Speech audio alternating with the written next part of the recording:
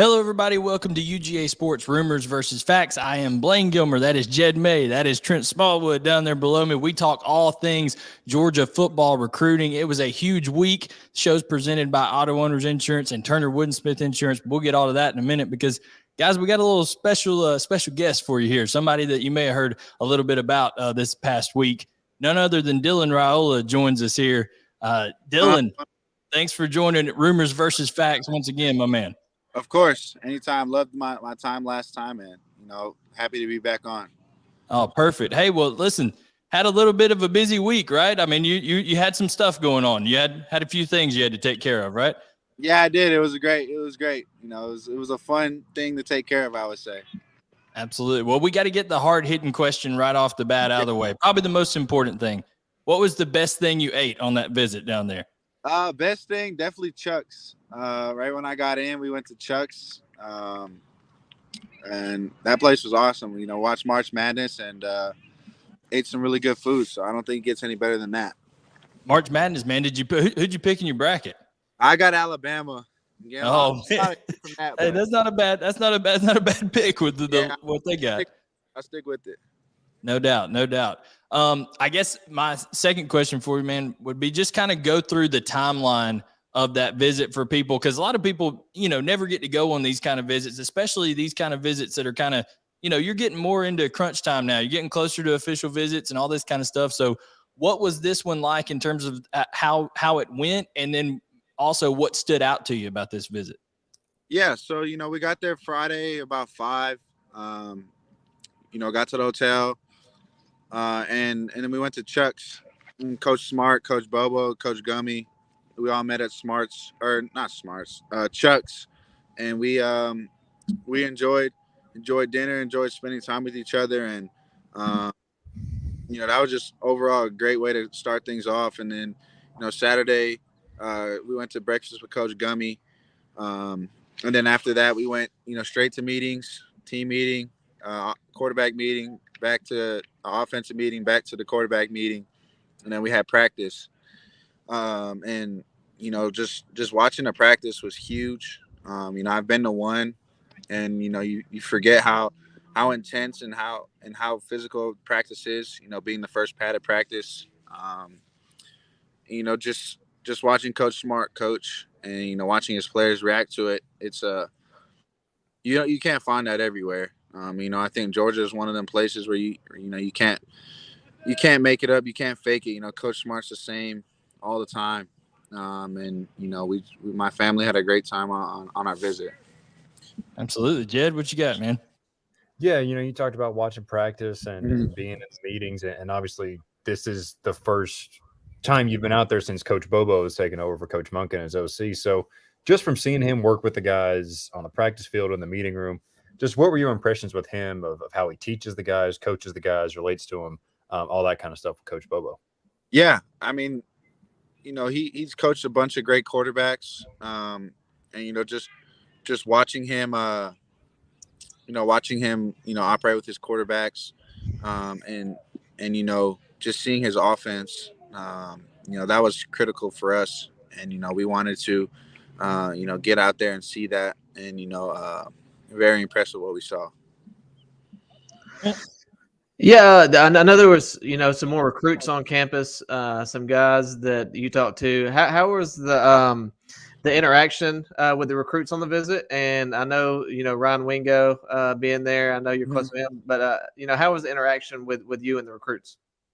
Yeah, it was great. You go to a place like Georgia, you get big time recruits at practice, and just being able to meet those kind of guys, chat with them. See how they're doing in life, set aside football, and just really build a great relationship with the coaches. And it was Ryan Wingo's. I've met him in the fall, and he's just a great person. He's got great family, and I was excited to reconnect with him. Absolutely. So where do you kind of you got to decompress from this kind of visit, right? But before you all even got a chance to do, I wanted to give you opportunity to talk a little bit about, you got to go do something cool after y'all drove up to, I think South Carolina, the South Carolina North Carolina border, and saw a pastor that you know and stuff like that. So talk about that. That'd be a cool little experience there. Yeah, that was a bucket list thing for me and my family. I really do believe Pastor Derwin was, we were just meant to be that we meet at this time. We went to lunch and just hearing all the connections that we have. And the crazy thing is we haven't met each other through all the connections that, our families have together. And I just think it was just God's timing working out perfectly that we meet him, this time. And, I would speak for my mom, especially her. She couldn't wait, to meet him. I think she was looking forward to that a lot. And, just really surrounding myself with godly people like that. And just showing me how, to use God's platform that he's given me. I think that I would put that up there as probably one of the highlights of my trip. And that was Derwin Gray, who I think he posted in a tweet. He played at BYU and also had some NFL going on, stuff like that. So y'all were throwing it around a little bit in the tweet that he was sharing out. Yeah, he wanted to show off his arm a little bit, and hey, he still got it. He can sling it around. So yeah, that was pretty cool. Absolutely. What were your thoughts on the hire of Daryl? Man, who's the Daryl Dickey. I lost my train of thought. What were your thoughts on the hire of Daryl Dickey and Brandon Streeter as analysts at Georgia? Sorry, I lost my train of thought there. No, you're good. I knew those guys. They recruited me at their previous schools, and it just goes to show how such a small world football is, and really just finally things coming full circle. I really like both of them. They know a lot of football, and I'm very blessed, to have them on staff along with Coach Bobo and Coach Gummy. Yeah, I mean, so what's kind of next in this in terms of timeline and things like that? You still got, I know you got a big visit this weekend. You're probably excited to go up there and see your uncle and see how things are going up there with Nebraska. But what else is on the docket this summer, and when are you going to be coming back to Athens? Yeah. We're trying to take things, day by day, week by week. Really just really praying on it and, trusting God through this whole process. I think it's going to be the most important thing. We're going to Nebraska this weekend, and then, we kind of, we're really trying to just figure out what's next. Like you said, we're really praying about it, decompressing on everything, and, no timetable for my commitment. I know that's not what I want. I want it to be right. And, I'm just praying, trusting God, I have great people to mentor me, like Pastor Derwin, a bunch of my pastors out here in Arizona, Montel Jordan. I'm just very fortunate to have these many people around me supporting me and pulling for me. Absolutely. It looks like you're at a baseball game. Yeah, I am. I'm at my brother's baseball game. I'm out here in center field. So, I mean, if you get on the mound, if you hopped on the mound, what are you throwing off the mound? Man, last time I hopped on the mound was about 2 years ago. I said I hit 89, so I'm pushing for 93. I mean, are you still going to play baseball this year? No, I'm not. Okay. No, I'm not. But no offense to those baseball players, because I know how hard it is to throw that much gas. So I could be mistaken on how hard I could throw. Well, hey, if you hit 89 as an 8th grader or ninth grader back then, man, you'd be up there. You'd be up there as much as you guys had going on strength wise. I guess. Yeah. What was maybe the last question for us? And I know you got to go watch your brother play baseball there. Yeah. What was maybe something that was the most unexpected moment of your visit to Athens? Because you've been there so many times. What's something that happened that you're just like, you know what? I didn't really see that part coming. Yeah. That's a really good question. Going back there for the first time, since Chandler has been our host, I would say that was probably the the hardest thing for me. That was definitely something to take in, getting used to a little bit, but I felt like it was a family there, and they kind of welcomed me, and we kind of all talked about it, and so I think that was something that was a little strange. Her being my host for all 5 times I've been there. I would say that was the most difficult thing, but I know she was up top, excited, and she was glad that I was back on campus. Absolutely, absolutely. Well, we know that was a big deal for your guys' family personally in terms of the relationship you had with her. So, continued thoughts and prayers and healing on all that, man. But we are so thankful that you joined us here on UGA Sports Rumors versus Facts, and I think you and I were talking before. You said there's a pretty big weekend lined up, June 2nd through 4th. It's looking pretty big. Yeah. So. Yeah. I'm sure we'll probably talk to you maybe around that time. Yeah, they're setting something up. I'm not sure, but no, thank you guys for having me, and you guys enjoy the rest of your night, and go Dogs. Absolutely. Thanks, Dylan. We'll see you later, man. Of course. All right, so there we go with Dylan Raiola, who joined us here. So a lot of stuff going on there. What was your guys' takeaway from that interview? First of all, it was great to have Dylan on to kind of get his firsthand account of the visit. That's not something really, kind of given so far. So pretty good that he come on with us. But what do you guys think? I was actually most intrigued by what he said there at the end. I mean, we had him on right after the accident that took the lives of Chandler LaCroix and Devin Willick, and he spoke about how much Chandler meant to him and has hosted him so many times. And I think it's interesting to hear that he didn't say exactly who, but he and members of the staff, talked about it and expressed their feelings. And we talk about relationships and all that kind of stuff. To see obviously Dylan Raiola is a guy that this staff has been recruiting hard for a long time, but to see that kind of personal approach or whatever to kind of help a young man, because I'm sure he felt a lot of things, right? When you get there and they pull up to pick you up in a car and it's not Chandler, or you go by Bones and it's not Chandler, right? To hear that they helped him kind of process some of that stuff while he was there, and not just kind of pushing that to the sides. Okay, forget it. This is why you should come to Georgia. I was really intrigued to hear that. Trent?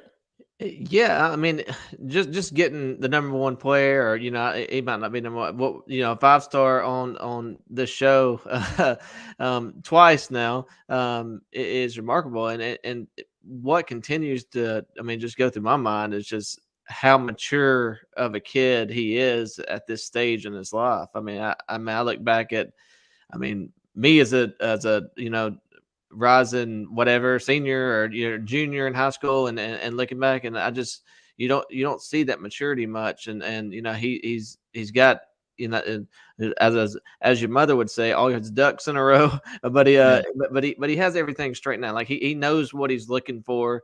The family, and we've always talked about the family's going to do their research, but you kind of saw right there is kind of going in depth of the research that they're actually doing. How this trip was planned out with the church the following day, and being able to meet a pastor that they've been wanting to meet. So it's just the maturity of him continues to stand out.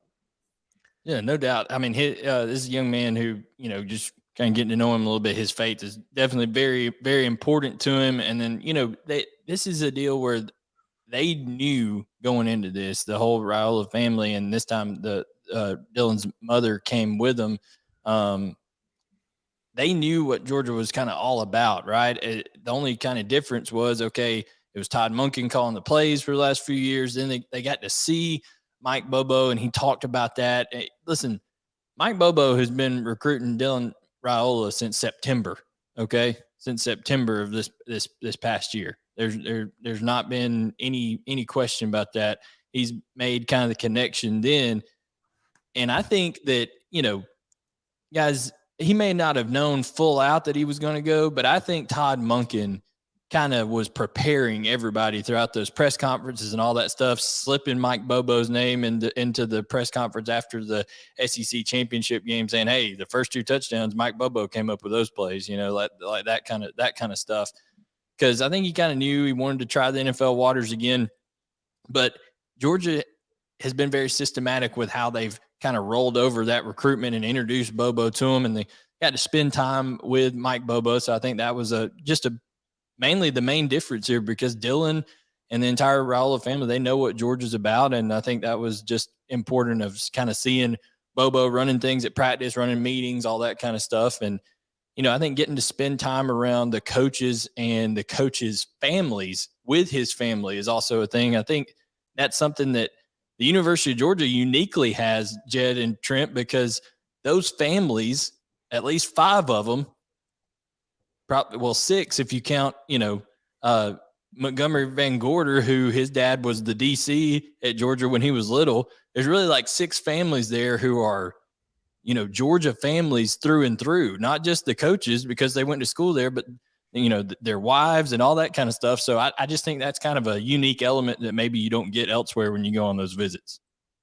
Yeah, and you hear from recruits like, like you said, speaking with Taz Williams this weekend, he was like, yeah, Coach McClendon, he was telling me that he loves coaching at his alma mater. And I mean, even last summer, you talked to guys like,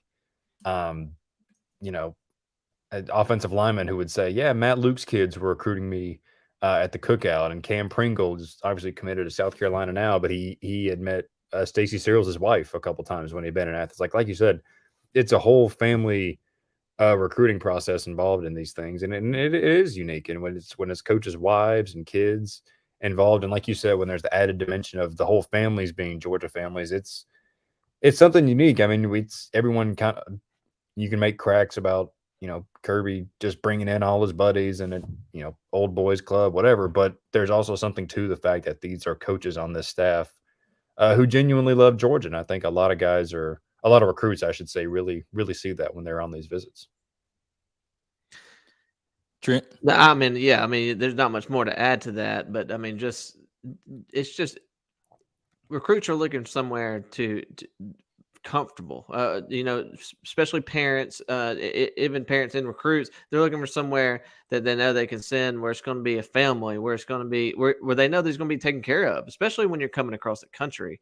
And when you have that kind of family atmosphere, when you have them staff members and wives and kids recruiting you, and that not just the coaches, but the wives and the whole family is going to take care of your child when they get to campus. It's a big deal. And yeah, a lot of people questions Bobo coming in. But I also think it also is intriguing just to the fact that it is the family. It is the guys that have been at Georgia.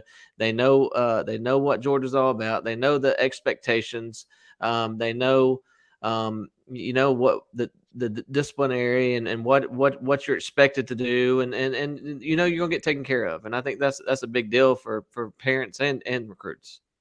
Yeah, no doubt. I think, in terms of this recruitment, like you said, Trent, they're going to do their due diligence. They're going to have everything planned out. They're going to go about this in a smart manner. I think they did feel a little bit, and Dylan himself felt a little bit, that he maybe rushed pulling the trigger on the Ohio State commitment.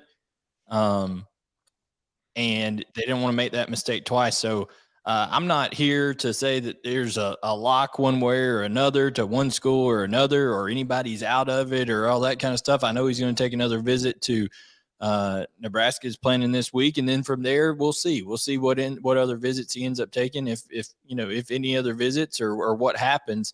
But the main thing about this is, I just think people ought to know that we call this show Rumors versus Facts. So separate fact from fiction here, that there has never been a point since he decommitted from Ohio State where Georgia has fallen out of favor or become a distant second or third in this. They've always been, 1A or 1B in this right there together. And I think they'll remain that all the way until this is finished. I think USC is very much in this right now as well, but I think Georgia made a strong case, as you heard, Dylan talk through right there. So, guys, we appreciate everybody being in here. We got a ton of people in here. Do us a favor. If you love the content that we put out week in and week out, go ahead and hit that thumbs up. Subscribe if you hadn't already. We're approaching that 36,000 subscriber mark. we really, really appreciate all you guys making the channel what it is. So, and that's just because of you guys. So like, subscribe, turn on notifications when we go live like this. So you'll be notified, all the good stuff. And hey, as you know, as you saw tonight, you never know who's going to pop up on UGA Sports Rumors versus Facts. So it's going to be interesting to cover the rest of the summer here. It wasn't just Dylan Raiola in town. It was a lot of people, but like I said, with a lot of people, kind of out there reporting different things, he's going to cancel the visit to Georgia. Georgia's really not in consideration anymore. There's only one soundbite that I found that I felt was appropriate to play for this moment. I just want to say from the bottom of my heart, I'd like to take this chance to apologize to absolutely nobody. I just want to say from the bottom of my heart. So there you go.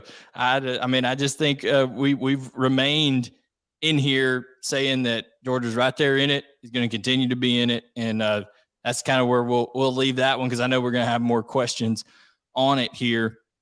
But let's go ahead and get into the vault questions. Before we do want to mention that you can see in the description, presented by Auto Owners Insurance in cooperation with Turner Wood & Smith Insurance. Turner Wood & Smith, great customer service. Auto Owners and Turner Wood & Smith both been around for over 100 years. So whether you need life, home, car, business insurance, whatever your needs may be, they'll take care of you and do it in a way where you have that small town feel. But Turner Wood & Smith helps people get the best policies for your needs all across the state, the region, the country, in fact. But they are headquartered in Gainesville, Georgia. In fact, right by Trent's office over there, where Trent works. So you can go see Turner Wood & Smith, and you can wheel in and go take Trent out for lunch or something. He'll talk recruiting with you because he's right there beside him. So we thank those guys. But let's go ahead without further ado and get into the vault questions here. Jed, we got one. Old Pine Tree. We were worried about Pine Tree for a little while. I think he missed a few shows, but now he's back with us. So Pine Tree's got a question. Yeah, any offensive linemen that you would be surprised are not in Georgia's final 2024 class. So I think that's kind of a roundabout way of asking, which offensive lineman we're feeling pretty good about with Georgia right now. Yeah. So he's saying, which one would you surprise if they don't end up in the class? Who are you guys think that Georgia's the farthest along with? Trent, I know you talked to a couple of offensive linemen this past week. What was your thoughts on the Lewis and Lewis? It's like the law firm of Lewis and Lewis visiting this week. Yeah, I think Jimothy Lewis is very serious about Georgia. I don't know exactly where he stands among Georgia's board, because you got to think guys like Jordan Seaton and those type guys are Plan A guys. And so I'm not sure where Jimothy, but they did get him on campus quick, dropping his top 10. He did tell me that Georgia is one of the schools likely to get an official visit. He had 4 schools that he was likely to take an official visit, and one that he wasn't sure of yet.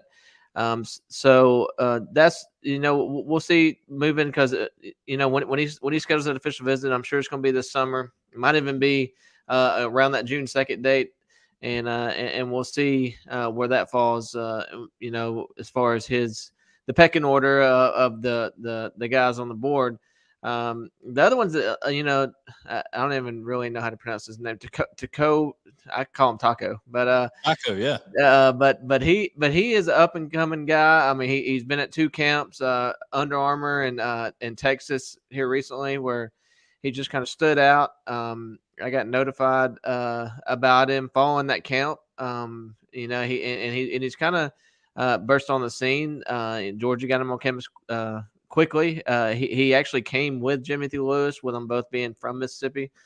The staff, that was the first time meeting him. It was actually the first time talking to him, and the staff wants him to come back this summer and work out at camp. We'll see following that workout, because the staff has not had an opportunity to see him live. But after that, I mean, you got guys like Daniel Calhoun, Seaton, Westfall. You got all these guys that Georgia's after. I'm not sure who I'd be surprised if he's not in the class. I think it's a little early, but what are you guys thinking? Jed, you're the national recruiter. Let's see. Right. Yeah, I'm responsible for ranking all these guys. I mean, I don't think, like you said, Trent, I don't think there's one lineman that's like if you'd have asked me this time last week, it's easy to say now, but I was like, yeah, I might be surprised if DeMello Jones doesn't end up in Georgia's class. And obviously he committed this week. And I think Malachi Tolliver, and Blaine, you talk with him too, is a guy that seems very high on George. I know Auburn is in on him as well. But that's a guy who has visited Athens, I think, twice over the past couple months, and is going to take an official that second weekend in June. So that's a guy. But even him, I mean, his recruitment, I wouldn't say he's like a lock. So no, but I do think he's got a really good relationship with Stacey Searles, right. And it's kind of went, escalated pretty quickly. So that would be one that I would put it kind of up there pretty high. And I think if we were coming at this from the player side, would be, we could come off with a bunch of names that we said, hey, I would be surprised if they're not in the class. But I think it all ultimately, I don't think I don't think they got their board set. Like this is guys number one, this guy's number two, just yet. I think they're still evaluating those positions. Of course, Daniel Calhoun and those guys will have a spot if they wanted it. But as far as the next tier of guys, I think they're still evaluating going on, and we'll see where that falls after the summer. All right, so hottest take on Georgia's quarterback room going into 2026. So let's get in the time machine. Let's fast forward and say, what 2026 is it a hot take to say that there could be three guys in that room that either finished as or were at one point rivals 5-star quarterbacks? No, I mean, I don't think so at all. Because we just spoke with Dylan Raiola. Stetson would be 30 then. Right. Stetson will be OC by then. I mean, you talk about Gunner could right. still be around then. Yeah, Gunner could still be around then because he's only freshman. I mean, there's Raiola, there's Ryan Montgomery, Blaine, who Georgia's got a shot with. There's obviously Juju Lewis, who I don't figure there's any way he's not a 5-star. So I guess the hot take would be true freshman Juju Lewis coming in to battle junior Dylan Raiola. Yeah, that would be an interesting battle. Plus, if it works out the way that Georgia would probably think it would work out, you'd have probably a Beck playing this year. Who knows? Would Gunner Stockton maybe or Vandergriff, one of those two, be the 2024 guy? And then if it was Gunner, would Gunner, it's all kinds of crazy. Would Gunner and Raiola? It's nuts, how that would all play out. But there's a lot of stuff coming before then. But great question, Big Fatty 94. But it's just hard to answer on that one. But I think that's the hottest take, is that you could see up to three guys who were finished as or were at one point rated rivals 5-star quarterbacks going into that quarterback room in 2026. That'd be crazy. All right, Jed, Medical Dog's got one for us. Yeah, of the visitors this past weekend, who do you think is most and least likely to end up at Georgia? I just listen. I'm just going to remain consistent in the fact that I'm not guaranteeing that somebody like Dylan is going to end up at Georgia, but I just think Georgia's checked all the boxes so far, and I think they remain 1A, 1B in this one. So I think that's a really, really good chance in terms of guys that were there this week. I think Georgia really impressed Christian Clark a lot this week, a running back out of Arizona that they really like. And, I think that another guy, Trent, that's on their board, Jarrett Gibson, Georgia's going to have a chance to kind of impress him, I think, in early June. But I think that would be ground to gain up there. So I think Christian Clark could be a real possibility in this class there. I think Justin Green as well is a guy to watch from that visit this weekend. As far as the guy that's least likely, I don't even know. They got a shot with all of them. Yeah, you're getting these top rated guys on campus in March of 23. Some of these guys are 24, some of them 25, some are 26. You you can't really label least likely on 25 and 26 kids. So I mean, out of the 24, I think Georgia has a legit chance. Maybe an Alvin Henderson. Just thinking off the top of my head, but Georgia's got a legit chance for most of these guys. I was gonna say, I'm curious to see what would shake out with Caleb Odom, because obviously he visited, got an offer seemed like pretty early in the day on Saturday, and he's a guy who's like, he's a little bit of a tweener, like probably, right now is a big bodied receiver, not gonna be on campus for a year, I guess. But Georgia offered him, but is it like you're now at the top of the board offer? Is it an offer and then you turn up the heat? Like, I'm interested to see how that continues to develop, because Georgia's obviously already got Landon Thomas. There's Amir Jackson they've offered, Colton Heinrich, who was on campus last week, the Red All kid. So I'm interested to see what happens with Caleb Odom, but obviously that seems like a fairly significant offer, being the in-state power and all that kind of stuff. I mean, I think coming into the week, you would have probably said Ryan Wingo, because Georgia didn't make his top groups and all that kind of stuff. And now coming out of it, Georgia's going to get an official visit that star-studded weekend, June 2nd through 4th, where, Raiola is going to be there. Wingo is going to be there. Peyton Woodyard is going to be there. They're going to have just so many guys in that class. Jeremiah Smith. The wide receiver talent's going to be crazy in Athens. Yeah, Jeremiah Smith could end up coming that weekend. Jared Gibson is supposed to be there that weekend. I mean, it is going to be a who's who among 2024 recruiting. And I think this is the fact that Georgia, through this visit, went from not in the top group to getting an official visit. That would be how it had to answer that one, the least likely, but I think they've kind of erased that least likely. So now, Georgia's got a chance with all those guys. And, I left this quote anonymous because I'm not going to, share with who it came from. I was talking to someone that was involved with visits and stuff this weekend, and the quote of the weekend was, "It's Georgia. You don't get recruited, you get invited." And that's how it's kind of changed there to that point. So interesting take there from somebody involved with the visits. You know what I think that keeps on being interesting is the fact that these five-star wide receivers, or these highly touted wide receivers, are coming to campus with Georgia not in their top 5, and all of a sudden they're getting official visits. It makes you think, with Dylan Raiola linked to some of these guys, and now Georgia getting official visits, it just shows how serious, in my opinion, is how Raiola is, the seriousness of him with Georgia. Not saying that Georgia has a leg up on the other schools, but just shows how serious that family is about Georgia, because now, these 5-star wide receivers are starting to kind of flock to official visits to Georgia. And, there's a reason why that's happening.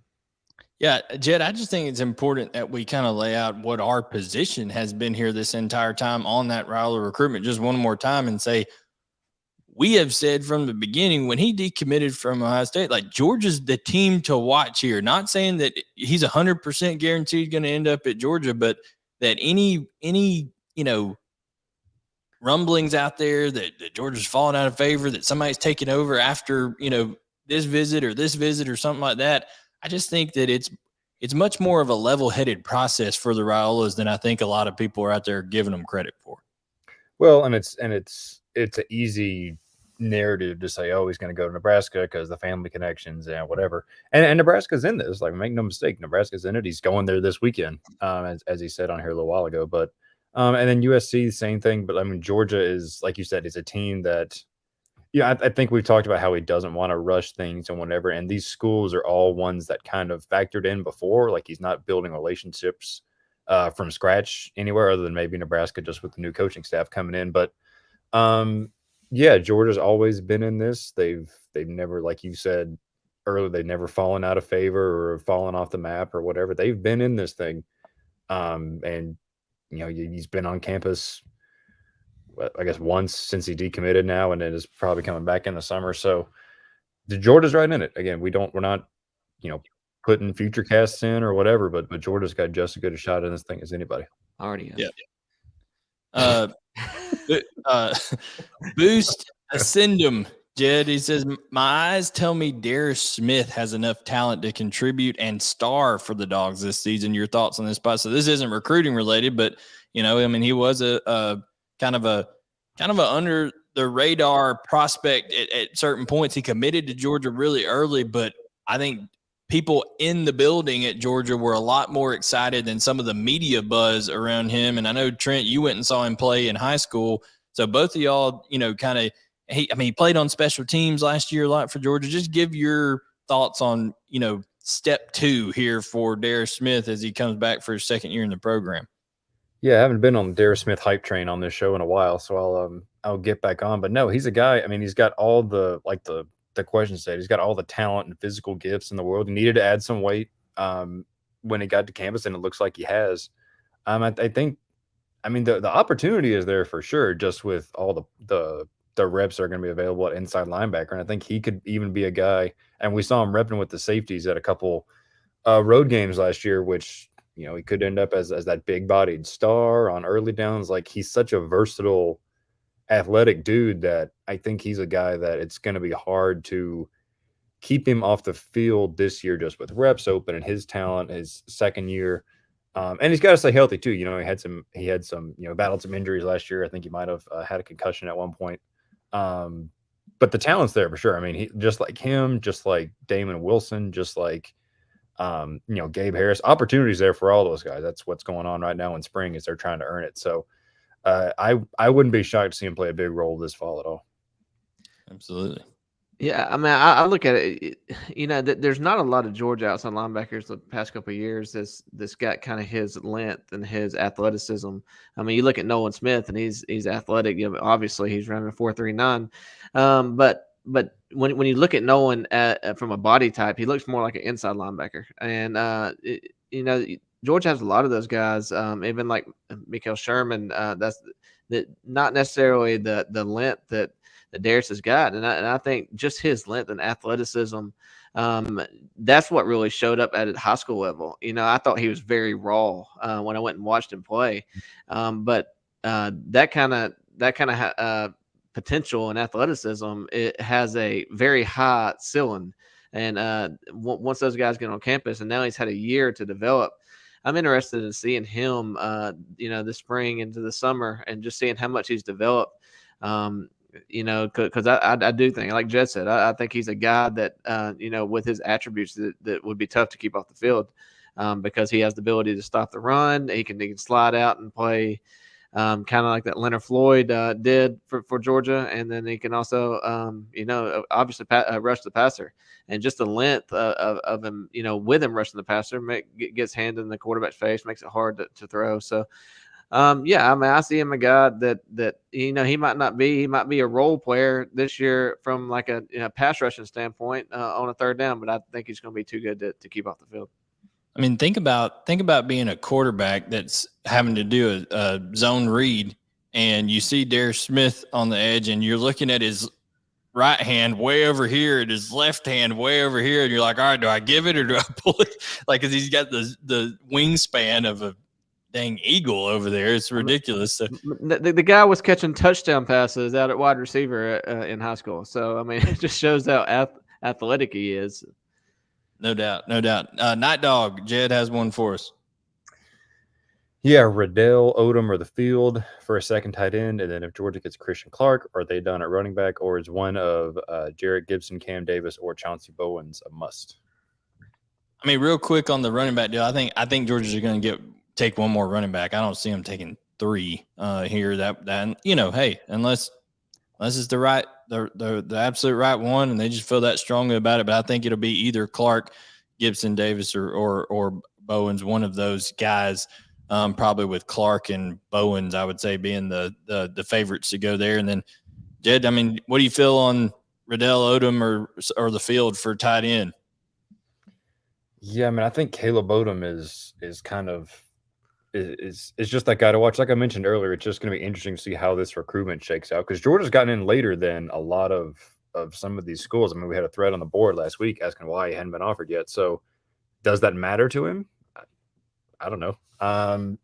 It's going to be interesting to see, but there's a lot of, I mean, like I said, Amir Jackson, Riddell, Colton Heinrich. It's all kind of like you were saying, Trent, earlier about offensive line. The board for that second tight end spot is still kind of in flux a little bit. I mean, I don't think they've figured out exactly who they want to prioritize number one yet. So it's going to be interesting to watch. I mean, it's a cop-out answer, but I mean, we'll have a better idea of that, I think, in the next few weeks. Yeah, because a lot of those evaluations go into. I mean, we saw a number of guys this past class who was what we thought and what we were hearing was top of the board guys going into spring and summer, and whether it might be another guy overtaking that guy or that guy kind of falling off, not taking care of his body, not in the weight room or gaining 30 pounds or those kind of things, and you see those guys fall off, and the board changes. So that's kind of where we stand. If they're still in an evaluating stage, guys could overtake other guys this spring, and Georgia staff will be out there to watch some spring practices, I'm sure. Darth Janus was upset that he wasn't the first one to get the question. He's been first one last couple of weeks, but hey, can't win them all, even though Ricky Bobby does say if you're not first, you're last, Darth Janus. So work better next time. Try to get back in number one. Why do you think UGA who do you think UGA made the biggest jump with this weekend that we have a fairly realistic chance, or Georgia has a fairly realistic chance of signing? Thanks, go Dogs, is what Darth Janus says. So guys that they made the biggest jump with, I mean, we talked about Ryan Wingo earlier, going from not having Georgia in a top group to, saying he's confirming to us at UGA Sports that he's going to take an OV, in the first week of June. So I think that would be considered a big jump, Jed. Yeah, definitely. I mean, I think, like you said, Georgia's gone from. I mean, the thing is, it's not even that they just didn't make his top groups. They hadn't offered until not even 2 months ago. And that time he's obviously gotten Athens and whatever. So I would think that, and listen, fairly realistic. Like, would I call Georgia the leader? No. There's a lot of other schools that have been in this a lot longer. But I mean, if you're getting an OV, that kind of screams you're in the top 5 at least. So and I think it has a lot to depend on what happened with our guest. What happens with our guest from earlier? I think that would be a big factor in that. What do you guys think about Christopher Jones and his visit? Because I know that that was one that we'd kind of heard the name a little bit coming into it, but man, it seemed like Georgia knocked it out of the park with that visit. Yeah. And he's on not the end all be all, but he's on the cheat sheet as a guy, like you said, Blaine, that he's out there, they're recruiting him, and he hadn't been in Athens since, I want to say last summer, I think. So it had been a minute, but he came and he spent, days with Glenn Schumann, eating every meal with him, watching film, all that stuff. And listen, I know there's a lot of, hand wringing and whatever about Sammy Brown right now, because Georgia and Clemson are just, it's a real neck and neck battle. But I think the Georgia staff would be thrilled to add Christopher Jones. He's a guy that, he said this in my story. Kirby Smart told him, look, when you're evaluating linebackers, you're either good at rushing the passer or you're good, in the middle of the field in space. You're good at both. So I think if Georgia's inside linebacker class ended up Christopher Jones and DeMarcus Riddick, I think Glenn Schumann and company would sign up for that in a heartbeat. Trent, it doesn't take Georgia long to impress inside linebacker prospects when they come to town. No, and I mean, Glenn Schumann has built quite the resume at Georgia. Not only moving up the ranks as a defense coordinator, but his ability to put inside linebackers in the NFL. You see recruitment, you see development, and you finish it off with guys going in top couple rounds in the NFL. You saw it last year with Tyndall and Quay Walker and Nakobe Dean, and you're probably going to see it again in next year's draft with those guys. So just the development and the reputation he's built, not only as a recruiter but as a developer, is really showing up. We need to go some rapid fire on a couple of these. This one I think we can all answer in one word. What do you think about Griffin, Elijah Griffin, the kid, the sophomore from Savannah? Stud. Stud. Wow. That's what I was going to say. Yeah. Number one for a reason. Number one player. Really good. He's very good. Yeah. Really good. I put my tweet was Elijah Griffin does football well, like 5-star well. Yeah. Yeah. I mean, again, you jump up to number one in the class. I mean, if you jump over a guy like David Sanders, it's not done lightly. And it was a tough decision for Jed, but he decided he had to do it, because Jed is solely responsible for the rankings. That decision alone, I think, took about a day. So, but yeah, Elijah Griffin's he's a stud, as y'all said. KSDJ, he says, Blaine, will you ever really your anonymous source for the quote of the weekend? Yeah, after signing day, I will. It was Nature Boy. Yeah. Ric Flair was there, and that's what he said. And then he said, who wins in a tag team match? Shawn Michaels and The Undertaker versus Bret Hart and Macho Man. Listen, Bret Hart and Macho Man are studs, but Shawn Michaels and The Undertaker, two of the best in-ring workers of all time. And you put them together, that's not even fair. They got to have it'd be big time Vegas odds to win that matchup. All right, DC Dawg 93. Impact on recruiting with the hires of Clemson offensive coordinator Brandon Streeter and former Texas A&M offensive coordinator Daryl Dickey. Well, heck, just look at the time that Brandon Streeter was there as the recruiting coordinator. How many battles did Georgia, lose to Clemson during that time, and some head-to-heads and things like that, and some guys coming out of the state of Georgia. And then, of course, Daryl Dickey was there for the deal where, Texas A&M was recruiting like crazy over the last year. So I'd say it's pretty big impact there, Trent. Yeah, I mean, we kind of question, I guess, last couple weeks on the show, losing guys, how important these analysts were, losing guys like Buster, them being able to get an offense coordinator job from an analyst job. And then, you just see Kirby Smart go out and he's just, kind of restocking the clubhouse. And he did it with two quality guys. I know, Brandon Streeter was not the answer as far as offense coordinator or whatever he was at Clemson, but he is he's a guy that can recruit. He's a guy that knows the quarterback position, and he's going to be that helping hand with Gummy and with Bobo, and then Dickey, of course, Texas A&M. He knows all the crazies over there, so he knows how to work the system. as Jimbo said, and let me tell you how Saban got to be guy. Well, Daryl Dickey knows how Jimbo put together that class too. So at the very least, he's got the dirt there. GS Norman says, give us your thought on Roddy's tweet this afternoon about Raiola. He was talking about a tweet. It was a retweet of Adam Gorney posting about Jeremiah Smith, saying that Georgia's being the most aggressive after him.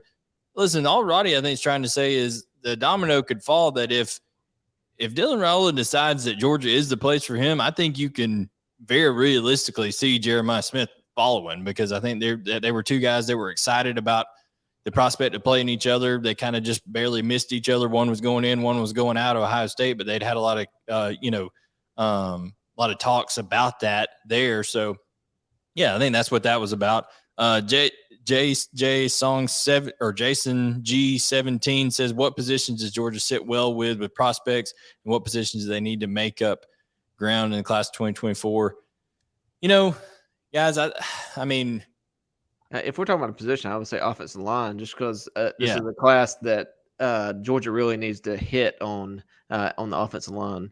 That they've gotten, like Monroe Freeling, a big name guy, but I think they need three quality guys that can contribute in what they think they contribute early, and not necessarily as a freshman, but just the guys that they feel like they can come in and compete from the start. And I think offensive line is a class that they really need to hit on.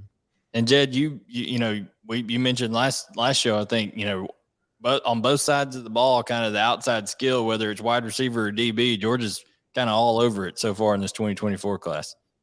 Yeah, I mean, DB, you've got Peyton Woodyard, number one safety, Jalen Hayward, who's like number 3 safety, I think, Ellis Robinson, top 3 corner, and then DeMello Jones is a guy, I noticed someone on the board, when DeMello Jones committed on Friday, saying his tape looks a lot like Malachi Starks, and it's like, yeah, he's a freak athlete, could play anywhere on the field, does play everywhere on the field for Swainsboro. So, I mean, that's already a pretty swell DB class, and you got like KJ Bolden out there.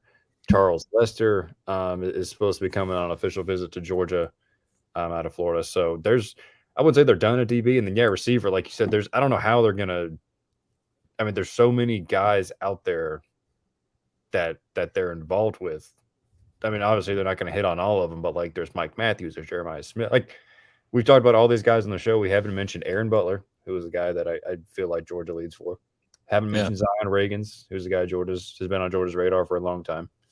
Sokovie White, it was committed. Already committed. These guys like, Chance Robinson is going to be visiting Georgia soon. We had a national story today.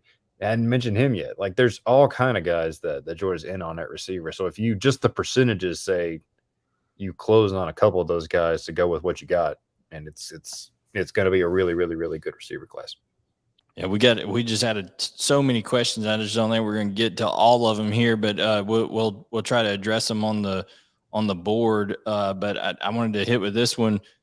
F. McCrary Jr. says, will UGA go wire to wire with the number one class, the record set for Texas A&M for highest rated class of all time? Boy, if they get Dylan Raiola and some of these wide receivers decide that that's who they want to play with and come with them with the foundation that they already have set, Trent, it's going to be a astronomical number that they're able to put up.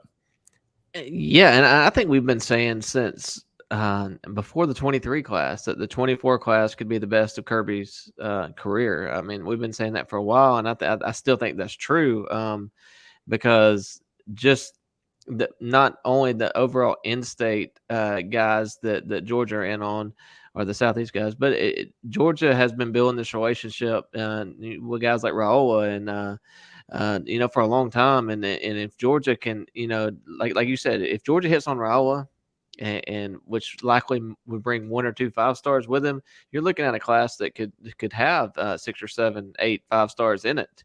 So think about okay. So if Georgia were to land, if Dylan Raiola decides, if he comes in June and he feels like, okay, this is definitely the place that I want to be, and Ryan Wingo is on that official visit with him, the kind of, just rush of momentum that could occur there. And like we said, Jeremiah Smith, I mean, if you have the number one quarterback in the country and 2 5-star wide receivers, I mean, that's stuff like that Ohio State and Alabama have pulled over the last few years in terms of the skill position there recruiting. And Georgia has already won 2 back-to-back national championships without really having that, extremely, I guess, talent floor to work with at those positions going forward. Jed, I mean, that could spell trouble for the future of college football a little bit, I think. Yeah, I mean, like, it was kind of taken out of context a little bit, but Nolan Smith said the whole, less is more thing, which he was talking about, schematically run box. But think about it, like Georgia just won a national championship with Stetson Bennett, obviously walk on, Ladd McConkey. A.D. Mitchell was an under-recruited guy, or not under-recruited, but a lower-ranked guy. Brock Bowers wasn't number 1 tight end out of high school. Like, imagine what this could look like if they start getting, like, I mean, with Raiola and Smith, there's a very realistic chance Georgia gets the number 1 and number 2 prospects in this class, at least as it stands right now. I mean, that alone is just about locks you up for the number 1 class, I feel like. So, absolutely, there's a lot left out there for sure. I mean, I'm looking at now, and there's 17 current 5-stars at Rivals, and 12 of them are serious Georgia targets. I mean, if you land on half them, and you end up with 32 5-stars or somewhere around there, and you're looking at in that next tier is like Jordan Seaton and Sammy Brown and Nye Carr, and I mean, you're looking at a class that could legit, hit 7, 8 5-stars in it, and wow. And so I mean, this is and I think a lot depends on if it hits that number. I think a lot depends on Raiola's decision, because I think that could ultimately bring in, like we said, 1 or 2 wide receivers, maybe even some offensive linemen or guys like that. But yeah, I think that is the ultimate. But I still think you're going to see a big number of 5-stars with or without Raiola, because I think Georgia is sitting well for a ton of guys in that 5-star tier. Yeah, no doubt. Real quick, guys coming into town this week that we've already, got confirmed. I know Gerard and Jacob Smith. I think Jacob Smith actually put out a tweet just while we were live here saying that they've arrived. Those are brothers from a pair of edge defenders from Connecticut that Chidera Uzo-Deribe's been recruiting for a while, so they're in town. Jed, who else is some guys that have confirmed coming into town this week? Yeah, we got defensive tackle Marcus Downs, who Georgia offered earlier this year, a guy who is kind of a fast-rising guy, but Georgia was his first Power 5 offer a couple months ago, which is definitely going to mean something. Chris Cole, a 2024 edge, who doesn't appear to have a Georgia offer, but could get one tomorrow. And then this weekend, you've got Ellis Robinson will be in town, Natarion Tuggle, a guy who Georgia offers. Speaking of receivers, we hadn't talked about. Tuggle's a guy who's super high on Georgia, got offered, has already said to do an official visit. Yeah. So there's so many guys you can't even keep up with them all. Aiden Lynch is a guy who, talking about offensive lineman, Georgia offered fairly recently, and he'll be making his first visit on March 25th. And there's going to be more guys keep popping up, and looking ahead to next weekend is when scrimmages start in spring practice, so there'll be more guys coming in too. But it's in full swing right now for sure. And when having Raiola on as a guest here, we didn't even get to certain things like Julian Lewis was in town this weekend. We didn't talk in depth about that. He got to meet with Mike Bobo kind of in depth for the first real time because Monkin was kind of the main guy there. He'd been talking to him and Buster, and now he's kind of transitioned over to Bobo and Van Gorder, kind of talking to them and meeting with them is what he told UGA Sports. So that was a big visit for him. Bobo looked him dead in the eye and told him, "You're the guy that we want in the class of 2026." So that's as direct as it gets. Like we said, Christian Clark was in town at running back. His dad played for Jim Donnan at Marshall, and a lot of family ties. They still live here. We've got a lot of his family still lives here. We've got all of these stories on our UGA recruiting reaction hub that we'll be, updating with even more stuff as it comes forward. But, the Alvin Henderson story, Jamichael Jones, those are guys that are both running backs out of the state of Alabama that visited this past week, got a good relationship with Dell McGee. Taz Williams Jr., Jed had a piece on him. Trent wrote on Jimothy Lewis. Like we said, he's got another, he talked to Taco Lewis that he'll have something on it at some point, I'm sure. And then, Jed had a story on Elijah Griffin, Christopher Jones, who we talked about. So many guys that visited, and we're going to have more coming out. So make sure that's why you need to be tuned into the vault, okay, and subscribed to UGAsports.com because we'll have a war room and all that kind of stuff coming out tomorrow with insights off of this episode. So appreciate everybody tuning in. That we've kind of hit our limit here tonight. We've talked all the recruit we can, so we appreciate everybody tuning in. Hit that like button, hit the subscribe button, turn on notifications. If you want to throw us a super chat, we appreciate that too. That's always awesome as well. But for Jed May and Trent Smallwood, I'm Blaine Gilmer. Make sure you rewind to the beginning and catch that interview with Dylan Raiola if you did not at the beginning of the show. And we'll catch you next time on UGA Sports Rumors versus Facts.